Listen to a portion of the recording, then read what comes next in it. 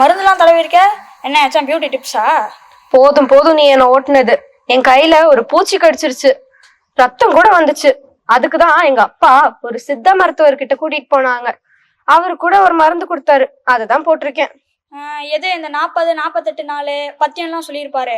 ஆமா லெவின், எங்க சொந்தக்காரங்க ஒருத்தவங்க இறந்தப்ப கூட நாங்க 40 நாள் ஜபம் சொன்னோம். ஓஹோ, சரி வா நம்ம பிஷப் தாத்தா கிட்ட கேட்கலாம். பிஷப் தாத்தா, எனக்கு ஒரு டவுட்டு. இந்த டாக்டர்லாம் ஏன் எப்ப பார்த்தாலும் 40-48 நாள் அப்படின்னு பத்தியும் சொல்லிக்கிட்டே இருக்காங்க? இந்த 40 அப்படின்றது மிக ஒரு முக்கியமான எண். ஏன் மருத்துவத்துறையில மட்டுமல்ல, நம்ம பைபிள்ல இஸ்ராயல் மக்கள் நம்ம திருவருகை காலம் பத்தி பேசும்போது சொன்ன பாருங்க, 4 வாரம் அப்படின்னு சொல்லி. அது மாதிரி 40 ஆண்டுகள் அவங்க பயணம் செஞ்சாங்க. அதே போல மோசே 10 கட்டளைகளை வாங்குறதுக்கு முன்னாடி கடவுள்கிட்ட ஒரு மலை மேல 40 நாள் தவம் செஞ்சார்.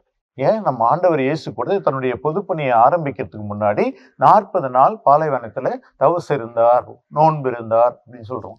இந்த 40 நாள் அப்படிங்கிறது ஒரு குறிப்பிட்ட நாட்களை கொண்ட ஒரு தொகுப்பு. 40 நாள் நான் இதை செஞ்சேன், 30 நாள் நான் இதை செஞ்சேன் மாதிரி 40 நாள் நோன்பு இருத்தல் அப்படின்றது நம்முடைய கத்தோலிக்க மரபுல, பைபிளுடைய மரபுல அது மிக முக்கியமான ஒன்று.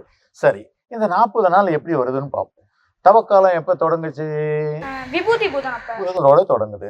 தவக்காலம் எப்ப முடியும்? இயேசுனுடைய உயிர்ப்பு அந்த நாள்ல போய் முடியும். அப்ப 7 வாரங்கள் ஆகும். இப்ப 7 வாரத்துக்கு எத்தனை நாள் இருக்கும்? 46 நாள். 46 நாள் இருக்கும். ஆனா தவச காலம் 40 நாள் நாம சொல்றோம். எப்ப எப்படின்னா, ஞாயிற்றுக்கிழமைகள்ல நோன்பு நாட்கள் கிடையாது. அப்ப அந்த 7 வாரமும் அந்த 7 ஞாயிற்றுக்கிழமை எடுத்துட்டோம்னா மீதி இருக்கிறது வந்து நமக்கு 40 நாட்கள். இந்த 40 நாளும் தவசு காலம், நாம் நோன்பு இருக்க வேண்டிய காலம். எப்படி நோன்பு இருக்கிறது அப்படின்றத பத்தி யோசிப்போமா? செய்வோம் தாத்தா.